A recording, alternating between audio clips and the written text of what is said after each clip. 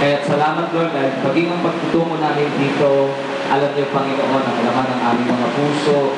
Kaya nga o Diyos, naniniwala kami na sa mga salita po ninyo, doon kami mabubuhay. Sa mga salita niyo, Panginoon, doon kami lalakas at doon kami makapagpapatuloy, Panginoon. Marami pong salamat sa oras na ito. Kaya mo, Lord, dahil itong morning devotion po namin na ito ay maging kalakasan po at natuto kami. At ito yung magiging prinsipyo namin. The way we live our life, Lord, the way na haharapin namin anuman at kung paano namin dadalhin, Panginoong Diyos, yung lahat ng bagay na natatamo po namin sa mundo ito. Lord, magmula po sa aming pag-uusapan, kaya mong makita po namin ng malinaw kung ano ang prinsipyo ninyo at ganoon na rin po ang magiging prinsipyo ng aming buhay, Panginoon. Salamat po, gamitin mo si John sa kanyang pagtayo ngayong oras na ito sa pamamagitan, Lord, ng devotion na ito na ibabahagi sa amin. Sa iyong lahat ng papuri sa pangalan ng aming Panginoong Jesus. Amen. Amen. Okay? Kuya John. Palakpakan natin ang Panginoon. Kuya John. Sabi ko control mo.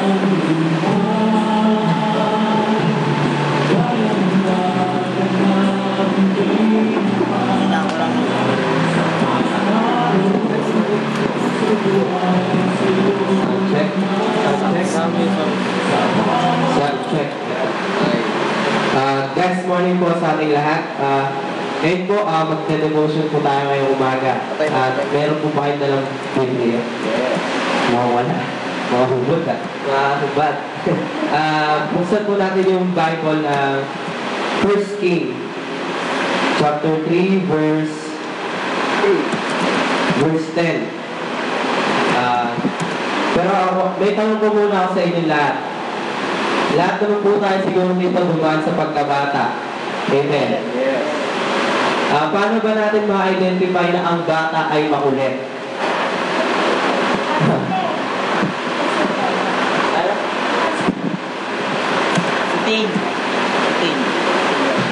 Paano natin ma-identify na ang bata ay makulit? Paulit-ulit. Paulit-ulit nga naman. Ano ba? Matigas sa ulo. Ay, sumunod. Diba? Tapos, ano pa? Malikot. Malikot, diba? Malikot. Mga bata talaga malilikot. Dumaan din ako dyan. Dumaan tayo dyan.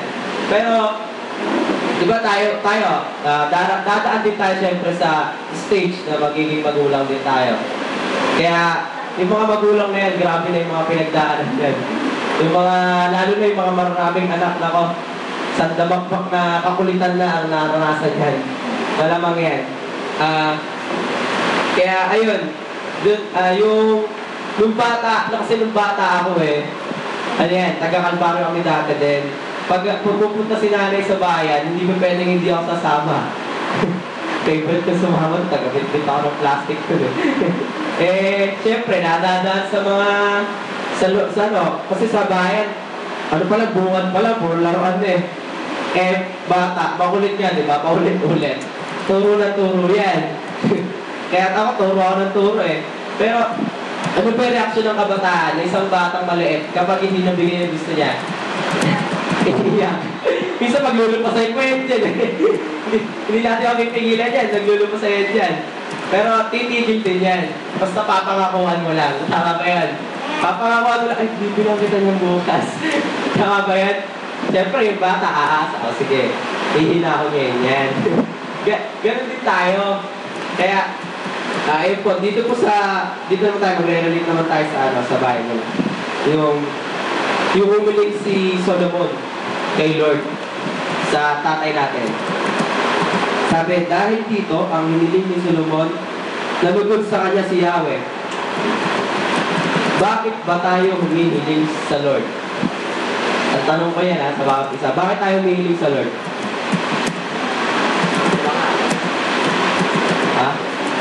Bakit tayo humihiling sa Lord? Kakulangan? No. Kasi kailangan. Ano pa? May problem. Tama. Last, Lana. Bakit tayo humihiling sa Lord? Para sa akin, humihiling tayo sa Lord kasi parte yun ang pakikipag-usap natin sa Kanya. Tama. Ba't ba natin kinakausap si Lord? Dahil may kailangan tayo. Dahil may kailangan tayo, mali. Ba't yun? Pag ka may pag-usap ng dahil may kailangan ka, mali yun. Hindi. Pero part ng pakikipag-usap natin, syempre, yung paghiling natin sa Kanya. Amen ba doon? Amen. Pero, sabi, dahil dito, ang hiniling ni Solomon, nalugod sa kanya si Yahweh. Nalugod. Grabe nalugod. Anong klaseng hiling kaya yun? Anong klaseng hiling yung hinilingin natin para malugod natin si Lord? Oh. Opo. Second. Ayan. Hindi ko alam. Huwag tayo dyan. Benefits ng iba. Tama. Ikaw. At Cindy. Aaron. Pas mo na. Ano yung klaseng hiling na yun? Kasi si Solomon humiling eh. Ang tanging hiniling niya, yung, sa pag-ibig, yung makilala yung yung karunungan walang, yung karunungan, tsaka yung kumilala ng mabuti sa masama. Grabe. Sino dito pag, tayo pag humihiling ba tayo sa Diyos, paano paraan yung ginagawa natin pag humihiling tayo sa Lord? Ano yung mga karaniwang sinasabi natin? Pera. Lord, kailangan ko ng pantuition. Lord, kailangan ko ng pandemic. Mga ganun eh. Puro personal na bagay, di ba? Pero pansinin natin sa Solomon. Ang tanging hiniling niya ay kumilala ng mabuti sa masama. Wala siyang makasanlibutan na pag-iisip. Makakalalim. Wala siyang makasanlibutan na pag-iisip. Bakit? Pwede naman niyang hilingin eh. Kasi sinabi ni Lord dito sa umpisa pa lang, ano ba yung gusto mo? Sabihin mo sa akin at ibibigay ko sa'yo. Tinanong siya ni Lord, ano ba yung gusto mo? Ikaw, pag tinanong ka ni Lord, ano sasabihin mo pag tinanong ka ni Lord? Ano bang gusto mo, bibigay ko sa'yo? Aba, Lord, gusto ko ng laptop, gusto ko ng kotse, gusto ko ng hasela. Lord, mga ganun, no? Siyempre, Diyos na nagtanong eh. Wala nang imposible doon, kahit ano hilingin mo, maibibigay. Kasi nagsalita siya, ano ba yung gusto mo at ibibigay ko sa'yo? Grabe. Pero si Solomon, simple lang ang hiniling niya, di ba? Kumilala ng mabuti sa masama. So, eto na. Nalugod si Lord dun sa hiling niya, di ba? Then the question is, gaano kahalaga na ang bawat hinihiling natin sa Diyos ay nakalulugod sa Kanya? Gaano kaya kahalaga yun? Sagot. Wala. Mas mahalagang mahalaga. Angelo, gaano kahalaga na dapat ang hinihiling natin sa Kanya ay nakakalugod? Siguro sa pera. Pera? Gaano kahalaga? Gaano kahalaga na ang bawat hinihiling natin sa Kanya ay nakalulugod sa Kanya? Bakit mahalaga? Bakit mahalaga? Kasi kumbaga nag-ano tayo eh. Pwede natin i-share yun eh. Diba syempre kung i-share tayo ng blessing, si Lord, magiging sa atin eh. Pwede. Na ang hilingin natin yung pera, no? Tapos i-share natin sa iba. Pwede rin. Wala namang masama doon kasi malinis naman yung intention natin, di ba? Ayan. Ikaw. Gaano kahalaga kaya yun? Bakit mahalaga na ang hinihiling natin sa Lord yung nakakalugod sa Kanya? Yes. Amen. Tama-tama yung sagot mo na yan. Magaling. Tama. Kasi siya yung He is the great provider. Diba? Kaya niya i-provide lahat ng pangangailangan natin eh. But the question is, yung question doon, nakakalugod ba yung hinihiling mo sa Kanya? Diba? Kailangan, siyempre, hindi lang tayo basta-basta hihiling na pang sarili natin. Isipin din natin, nakakalugod ba ito kay Lord? Vision bearer. Amen, may mga tao ganito. Hihiling kay Lord. Lord, sana ba napakayang kaway ko yun? Lord, sama ng ugali niyan, Lord, sana masagasaan na yan. May mga ganon, amen. Hindi mo pwedeng walang taong ganon. Ako dati, ganon ako. Once na may nakasakit sa akin, ako to just, Lord, kaya nang bahala dyan, masagasaan sana yan. Kaya matapasalit, sumbo ka. Mga ganon, kasi, pero isipin natin, nakakalugod ba kay Lord yun? Hindi, di ba? Kasi ang sama nun. Hinihiling mo sa, kay Lord, masagasaan yung ibang tao, mahal niya yun. Diba? Ang bawat tao kasi mahalaga yan kay Lord eh. Then humiling, then sabi dito, sabi ni Lord kay Solomon, dahil hindi ka humiling para sa iyong sarili ng mahabang buhay, o kayamanan, o kamatayan ng iyong mga kaaway, kundi ang hiling mo'y karunungang kumilala ng mabuti sa masama. Tanong, masama ba na humingi ka ng mahabang buhay? Hindi. Bakit? Bakit? Diba, masama ba na humingi ka ng mahabang buhay kay Lord? Hindi. Bakit? Kasi gagamitin. Tama. Kasi once na humaba yung buhay mo, mas mahaba yung oras na maglilingkod ka sa Kanya, di ba? Tama. Masama ba humingi ng kayamanan? Oo. Masama ba? Hindi. Bakit? Bakit? Ba't hindi? Yun. Tama-tama yung sagot ni Kuya Harry. Kasi, hindi masama na humiling. Ang nakasasama na lang kung paano paraan mo siya ginagamit. Tama. Humiling ka ng pera, paano magagamitin? Dapat yung makakabili.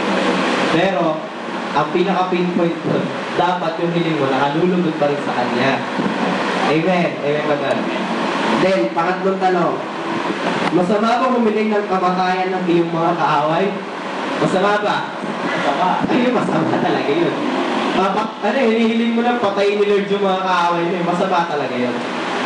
Pero si Solomon, ang tanging hiling niya na nakapagpalugod sa Diyos ay ang umilala ng mabuti sa masama. Ang keyword, nalugod. Nalugod si Lord. Ano kaya yung reaction ni Lord kung nalugod siya? Ano yung tsura ni Lord kung nalugod? Masaya yun, siyempre. Pag ikaw nalugod din sa isang tao, siyempre matutuwa ka. Si Tita, nalugod yan. Nanalo eh. Pag-usapan na lang sa mga inasal. Pag-uusapan sa Sigbo yan, Tita. Nakakalugod sa ibang tao yan. Ay, talaga nga naman. Ito yung hiling natin yan eh. Then, nalugod na nga ni Solomon si Lord kasi humiling siya ng hindi para sa pansarili niyang kapakanan. Hindi para sa pera, kayamanan at kamatayan ng kaaway niya.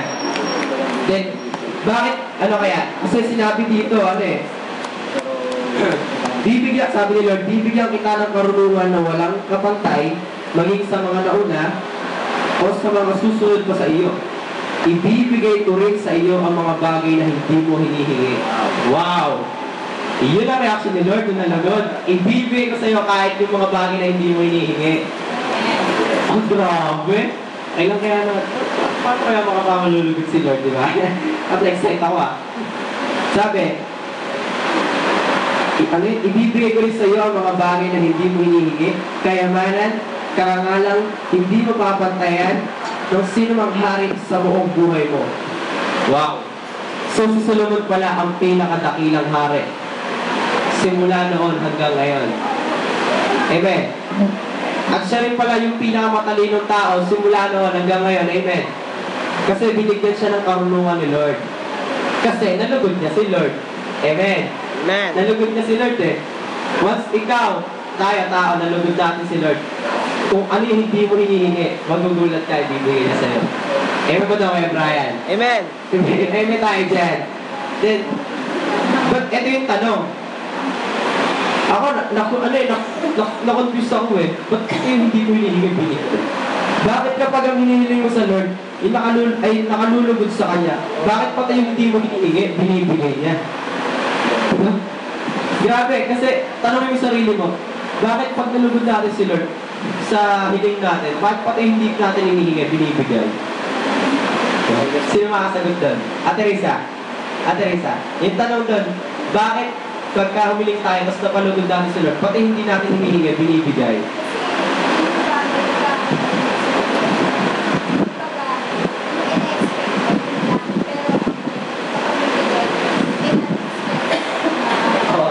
Amen. Yun yung unexpect. Hindi mo ina-expect na mangyayari pala yun, no? Kasi, napangiti mo siya, nalugod mo siya. Ang ina-expect mo lang, mabibigay niya yung hinihiling mo. Pero mas grabe pa pala. Yung kumbaga umaapaw kasi nalugod mo siya. Amen. Amen. Ang tanong lagi doon, mapapalugod ba natin siya? Ano naman, yes. Diba? Tay. Ako naniniwala na kaya ganun si Lord pag nalugod siya, pati yung hindi natin hinihiling binibigay niya. Kasi ang totoo, Lalabas siya. napakaraming blessing hindi natin kayang sukatin yung gustong ibigay sa atin ng Panginoon. Yun nga lang, nalilimitahan tayo kasi may mga hinihiling tayo na hindi nakalulugod sa Kanya. So nung time na nalugod, parang yun na yung naging susi ngayon na ibubuhos talaga ng Lord kasi para sa anak mo talaga yun. Ganun. Tama yun. Kasi nalugod natin siya eh. Amen. Kumbaga, para sa ang nireveal sa akin ni Lord dito meron siyang hinihintay na hilingin mo. Meron siyang hinihintay na marinig sa'yo, na manggaling sa'yo. Pero ang tanong, nasabi mo na ba sa kanya yun? Di ba? Merong hinihingi si Lord na, kumbaga password para maibuhos niya lahat ng blessing niya sa'yo. Di ba? Kasi, kailangan yung hinihiling natin sa kanya, di ba? Nakalulugod. Then, yung hiling natin yun yung password para makapasok lahat ng blessing na gusto niya ibigay sa'yo na umaapaw na hindi mo na-expect na mangyayari. Amen ba doon? Amen. Grabe.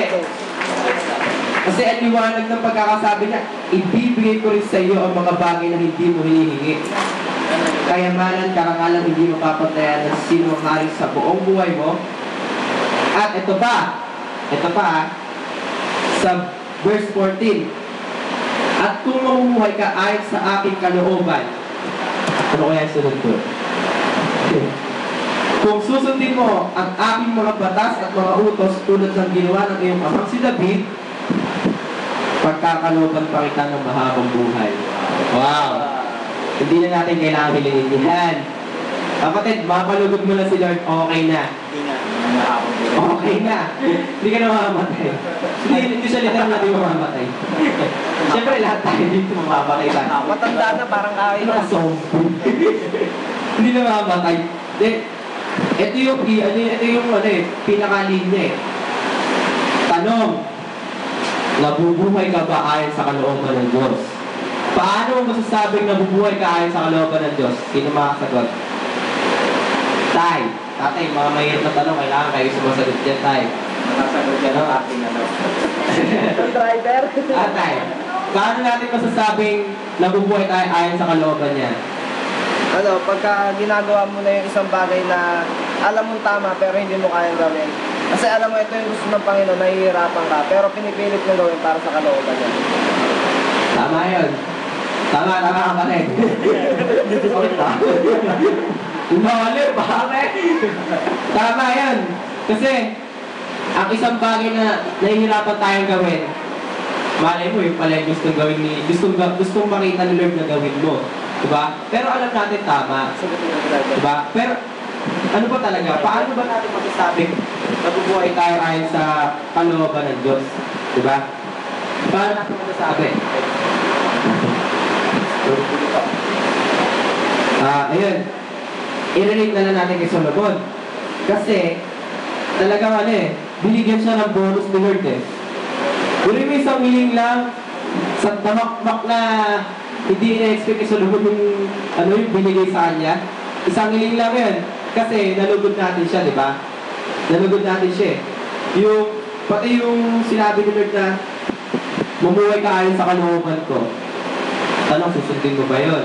Diba? Kasi tao tayo. Tama, tao tayo. Natatempt tayo sa mga bagay sa paligid natin. Diba? Laging may temptation dyan sa paligid.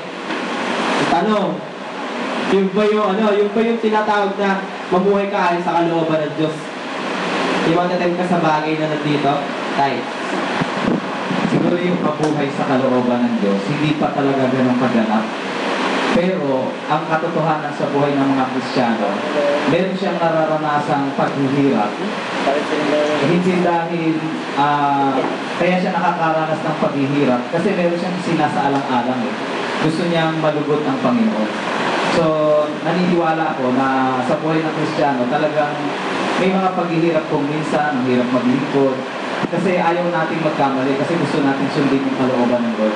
So, ang pinakamaganda na sa lahat ng gagawin natin, isinasaalang-alang natin yung kalooban ng Panginoon. At naniniwala ko, mas malaki ang porsyento na magawa natin kasi aware tayo kung ano yung kalooban niya. Ako yan. Kasi, wala po. Hello. Siguro naman, hello. Siguro naman po, lahat. Hello. Ayan. Kasi po, ang gusto mangyari, hindi na ako magsasabi po na ako. Kasi po, si Lord kasi, ang gusto niya talaga na gawin natin, siyempre, yung makakapunod sa kanya. Diba? Pero tanong, di ba, magagawa ba natin yun? Kasi lahat naman madali eh. Tayo lang yung nagpapahirap. Okay? Tayo lang yung nagpapahirap eh. Kasi, may mga bagay, may mga bagay kasi sa mundo na iniisip mo agad, mahirap. Pero madali lang naman kung gugustuhin mo. Diba? Ayun. Pero balik tayo dito. Tanong. Diba? Yun yung ayun mahirap na tanong sa akin. Bakit mahalaga? Yan. Bakit mahalaga sa buhay mo na mabubuhay ka ayon sa kalooban niya? Bakit mahalaga? Sige. Sagot. Bakit mahalaga? Yun naman kasi yung focus ng tao, yung mag-fulfill niya yung mission niya dito sa lupa. Yung tinalaga sa kanyang task ng Diyos. Tapos yung mabubuha kung paano malalaman yung kalooban ng Diyos. Si Jesus Christ kasi di ba nabubuhay sa ayon sa kalooban ng Ama. Sinabi niya na, let your will be done not mine. So, kung pag nag-umpisa ka na sinabi mo yan sa Diyos, nabubuhay ka na sa kalooban ng Diyos. Amen. Kasi, hinahayaan mo yung kagustuhan ng Diyos yung, yung gumagawa mo yung pumalibot sa'yo, di ba? Parang, walang wall. Nay.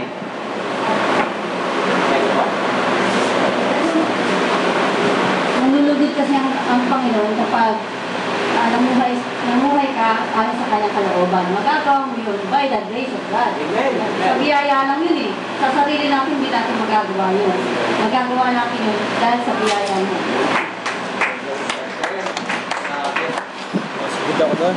Yun eh, bakit mahalaga sa buhay natin na bumubuhay tayo sa kalooban ng Diyos?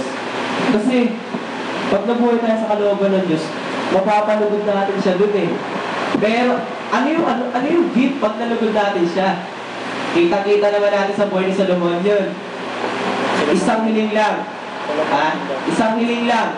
Napalugod niya ang Diyos, pero isang damak pa na blessing ang dumating sa buhay niya. Amen. Amen. Kaya tayo mga anak ng Diyos.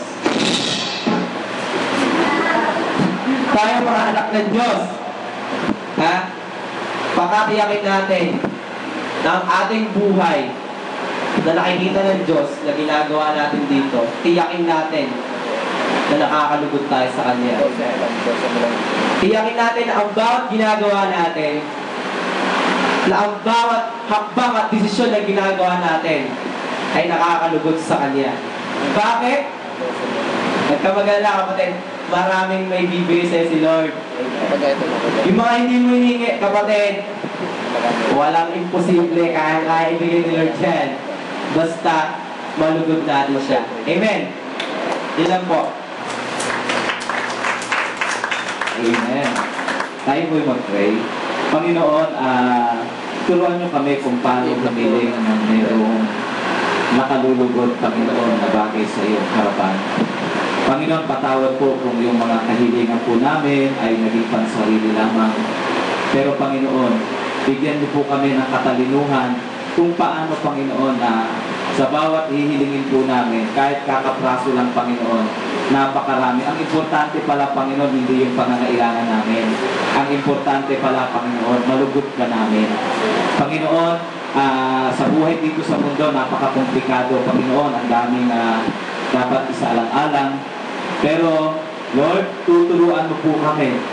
Dahil natutunan po namin ito, Panginoon, mag-iingat po kami. At hindi kami hihiling sa inyo dahil meron kaming pangangailangan. Hihiling kami sa inyo kasi gusto ka naming bigyan ng kaluguran. Lord, baguhin niyo po yung aming pananaw, Panginoon. Magmula dun sa dati naming pananaw, humihiling lamang kami kasi para ma-fulfill o mapunuan yung aming pangangailangan. Ngayon, Panginoon, hihiling kami kasi gusto ka namin malugod. Naniniwala kami, Panginoon, hindi kayo sinungaling nung sinabi niyo to, Panginoon, sa iyong salita, na dahil hiniling namin yung tama at nalugod, Panginoon, ibibigay pa ninyo yung mga sinasabing umaapaw na mga pagpapala, Panginoon. Lord, excited kaming maranasan yung mga bagay na yon para lalo ka namin maikwento sa iba, lalo kayong maparangalan, Panginoon. Salamat po sa buhay ni Kuya John na ginamit niyo para mag-facilitate sa amin ngayong umaga nito sa aming devotion. Sa iyo ang papuri sa pangalan ng Panginoong Jesus. Amen. Palakpakan natin ang Lord. Okay? Sabi mo sa katabi mo, yung tamang hiling. Ha? Kailangan tama. Baka mamaya mali yung hiling, ha? Okay? So, prepare po tayo. 2 minutes. Panoorin po natin.